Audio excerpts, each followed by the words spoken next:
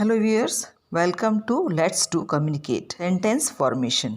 English बोलने की शुरुआत में सबसे बड़ी समस्या आती है सेंटेंस बनाकर बोलने में। कभी कभी आपको बहुत सारे शब्दों की समझ होती है, पर उनको एक वाक्य की तरह किस तरह बोला जाए या किस तरह कनेक्ट किया जाए, वो सबसे मुश्किल होता है। फॉर एग्ज़ाम्पल, यदि आप कहना चाहते हैं मैं बाज़ार जा रहा हूँ, तो बहुत से लोग ये तो जानते हैं अलग अलग वर्ड्स के रूप में कि मैं यानी आई, बाज़ार यानी मार्केट, जा रहा हूँ मीन्स ना, मतलब इसके लिए जो वर्ड यूज़ होता है, वर्ब जो यूज़ होती है वो गो है।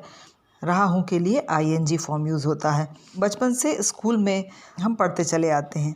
तो यदि आप इसको ऐसा, ये सेंटेंस है मैं बाज़ार जा रहा हूँ, ऐसा ही ट्रांसलेट करेंगे तो ये बन जाता है आई मार्केट गो, आईएनजी, आई मार्केट गोइंग। और कुछ लोग सेंटेंस को बिना रीजनिंग के जोड़कर बोलते हैं और वो ही बन जाती है एक बहुत फ़नी सिचुएशन।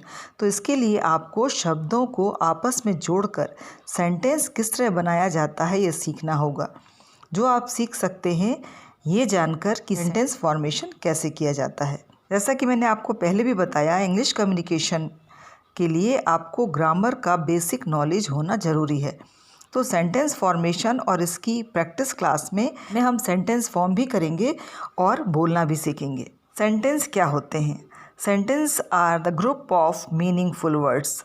इसका मतलब है जो सेंटेंस होता है, वाक्य होता है, वो ऐसे शब्दों का ग्रुप होता है, ऐसे शब्द का कॉम्बिनेशन होता है जिनसे कोई मीनिंग निकले। तो यदि आप बिना जाने, बिना ग्रामर को जाने आप यदि कनेक्ट करेंगे तो वही हाल होगा आई मार्केट गोइंग। मतलब ये शब्द तो हैं और इनका ग्रुप भी है, लेकिन इसमें कहीं रीजनिंग नहीं है और ये लॉजिकली कनेक्टेड नहीं है। यही पहली शर्त है सेंटेंस की, कि सेंटेंस जो है वो प्रॉपरली मीनिंग देने वाले वर्ड्स के कॉम्बिनेशन को ही कहा जा सकता है। अब सेंटेंस फॉर्म कैसे होता है? आपको बोलने के लिए ये भी जानना ज़रूरी है कि सब्जेक्ट में क्या चीज़ें ज़रूरी हैं। इसमें यदि हम देखें एक सेंटेंस का स्ट्रक्चर, तो उसमें सब्जेक्ट प्लस प्रेडिकेट, ये दो पार्ट होते हैं किसी भी सेंटेंस के। जिसमें सब्जेक्ट मतलब क्या होता है? सब्जेक्ट का मतलब यहाँ होता है मैं, आप, तुम, ये, वो, ये सब्जेक्ट कहलाते हैं। और इसके साथ जुड़ा होता है प्रेडिकेट, मतलब एक बाकी का जो है सेंटेंस हिस्सा होता है वो कहलाता है प्रेडिकेट। और इसलिए बोला जाता है कि एक वाक्य के दो भाग होते हैं, सब्जेक्ट और प्रेडिकेट। इतना तो आप समझ गए होंगे। जैसे कि I am going, you are laughing, he is drinking. अब इसमें देखिए सब्जेक्ट है और बाकी का हिस्सा है, मतलब ये जो बाकी का हिस्सा है वो कहलाता है प्रेडिकेट, और वो जो स्टार्टिंग में आपने जो सब्जेक्ट यूज़ किए हैं वो हैं, जो वर्ड्स हैं वो कहलाते हैं सब्जेक्ट, जिसके बारे में हम बता रहे हैं। जैसे मैं मूवी जा रहा हूँ, लेकिन कोई भी सब्जेक्ट और प्रेडिकेट वो दोनों जुड़ते हैं एक वर्ब से, और वो वर्ब कहलाती है हेल्पिंग वर्ब। जिस तरह से यदि आप देखते हैं मैं मूवी जा रहा हूँ, so we will write like this, I am going to movie. तो यहाँ पे जो हम वर्ब यूज़ कर रहे हैं, वो जो दो तरह की वर्ब यहाँ पे हम यूज़ कर रहे हैं, एक तो वर्ड है एम और दूसरा वर्ड है गोइंग। अब इन दोनों वर्ब में क्या डिफरेंस होता है, ये छोटी छोटी चीज़ें हैं जो आपको इंग्लिश बोलने के लिए भी जानना ज़रूरी है। जैसे कि तुम पढ़ रहे हो, you are reading a book. अब इसमें सब्जेक्ट है तुम, आर, अब यह आर और एम इज़ ये क्या है वो भी मैं आपको बताते चलूँगी।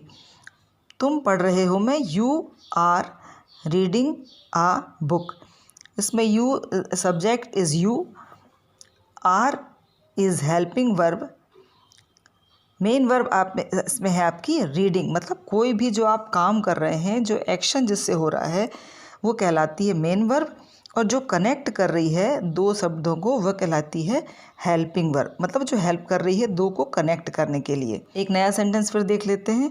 वो गा रहा है, he is singing a song. इसमें ही आपका सब्जेक्ट है, इज़ आपकी हेल्पिंग वर्ब है, सिंगिंग आपकी मेन वर्ब है। तो इस तरह से सेंटेंस फॉर्मेशन होता है।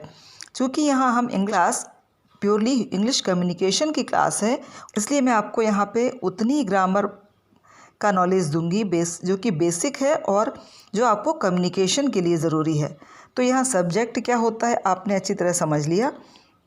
लेकिन जैसा मैंने कहा कि वर्ड्स को केवल जोड़ने से सेंटेंस नहीं बनता। मीनिंगफुल सेंटेंस, वर्ड्स जब जुड़ करके मीनिंग देते हैं तब वो कहलाते हैं प्रॉपर सेंटेंस। और उनको जोड़ने के लिए जो काम करती हैं वो दो तरह की वर्ब होती हैं, एक है हेल्पिंग वर्ब और दूसरी है main verb.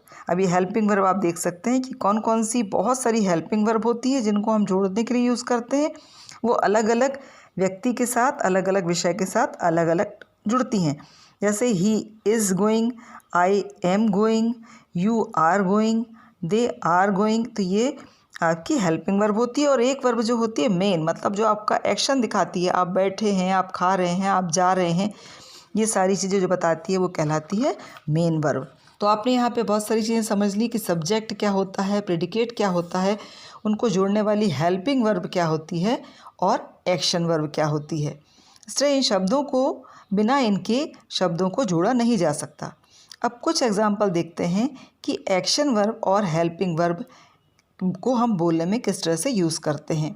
I am watching movie, यहाँ पे एम हेल्पिंग वर्ब है, वॉचिंग मेन वर्ब है और आई आपका सब्जेक्ट है। एम वॉचिंग अ मूवी एक कंप्लीट एक प्रेडिकेट है, मतलब यहाँ सब्जेक्ट प्लस प्रेडिकेट है। You are singing song, you is the subject, are is helping verb, singing is main verb and बाकी जो आप पूरे सेंटेंस को बोल सकते हैं उसके बाद जो है सब्जेक्ट के बाद वो प्रेडिकेट है। इसी तरह बहुत सारे एग्जाम्पल हैं। ही इज़ मेकिंग फूड, इसमें आपकी इज़ हेल्पिंग वर्ब है, मेकिंग आपकी मेन वर्ब है। They are dancing on the stage, इसमें आपका दे सब्जेक्ट है क्योंकि हम इसमें बता रहे हैं कि वो लोग।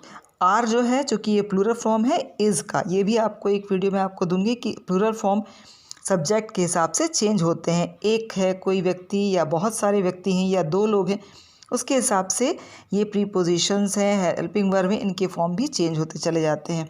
सो they are dancing on the stage.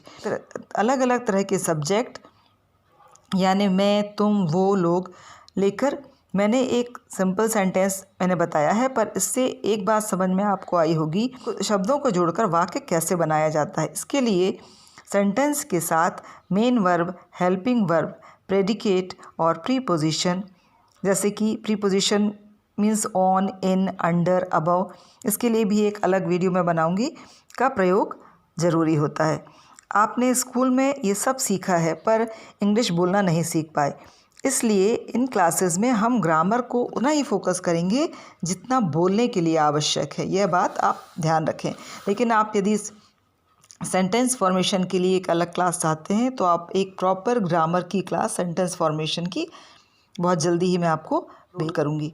इसके साथ ही 2 additional practice classes let's do communicate में जो आपको जल्द ही अवेलेबल होंगी और जिसमें हम देखेंगे कि किस तरह से सेंटेंस बनाए जा सकते हैं। और दूसरा एक सिचुएशन मैं आपको दूंगी जिसमें आप एक पूरे दिन में छोटे छोटे कई तरह के वाक्य बोलते हैं, कई तरह के सेंटेंस बोलते हैं, उस तरह की एक सिचुएशन वो भी मैं आपको दूंगी। तो ये आपको मिलेंगे 2 एडिशनल प्रैक्टिस क्लासेस में जो कि सेंटेंस फॉर्मेशन से जुड़ी होगी।